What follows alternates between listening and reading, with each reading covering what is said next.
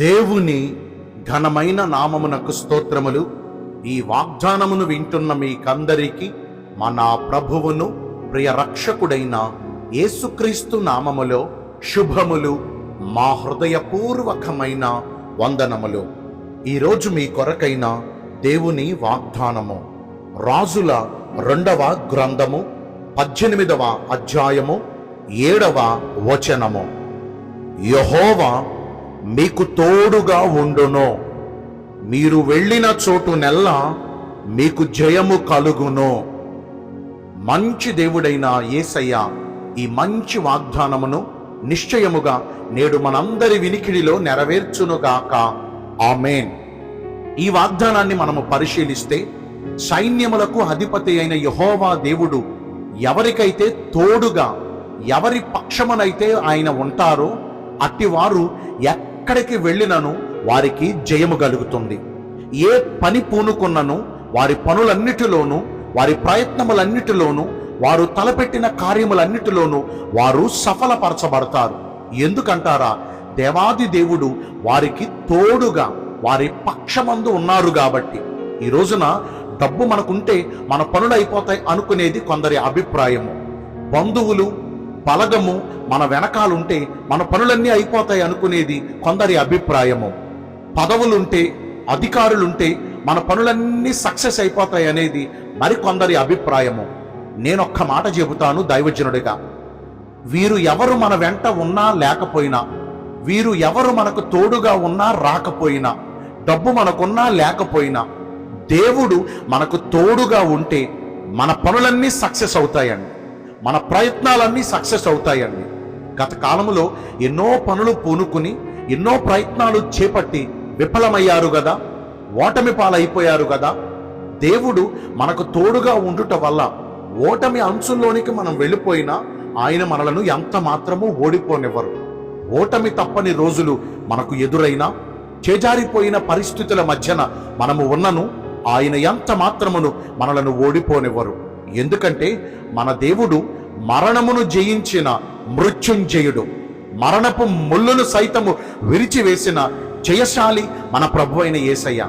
ఆయన పిల్లలమైన మనము కూడా జయ జీవితమును పొందుకుని సక్సెస్ఫుల్గా ఉండాలనేది మన ప్రభు వారి కోరిక. మరి నేడు ఈ వాగ్దానాన్ని వింటున్న ప్రియ దైవ జనాంగమా, అలనాడు రాజైన హిజ్కియా ఎక్కడికి వెళితే అక్కడ జయము, ఏ యుద్ధమునకు వెళ్ళినా అక్కడ జయమే. అసలు అపజయము అనే మాట గాని, ఓటమి అనే మాట గాని, ఫెయిల్యూర్స్ అనే మాట గాని హిజ్కియా చరిత్రలోనే లేవండి. మరి ఈ రోజున దేవుని పిల్లలుగా, దేవునిని నమ్ముకుని, దేవునిని ఆరాధిస్తున్న మన జీవితాల్లో మనము ఓటమి పాలవుతున్నామా, అపజయం పాలవుతున్నామా, విజయవంతమైన జీవితంలో ముందుకు నడుస్తున్నామా?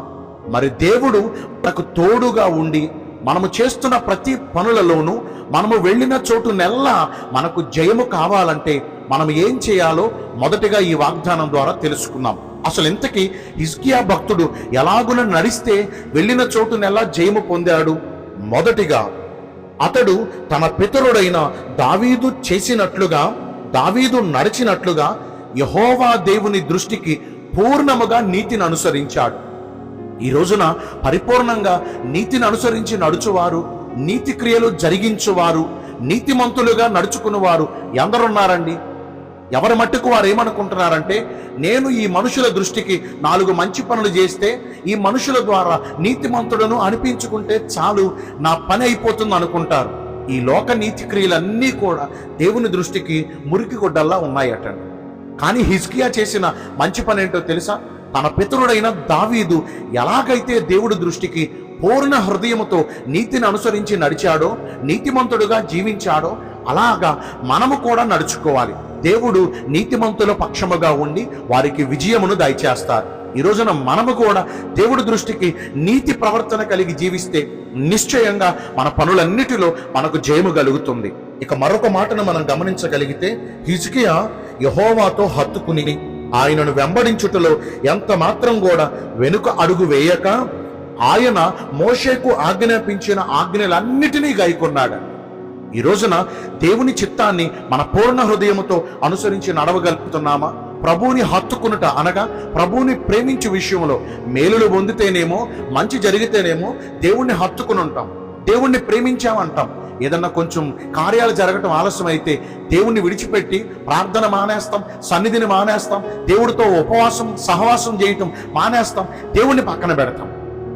భక్తుడైన హిజ్కియా అలా చేయలా.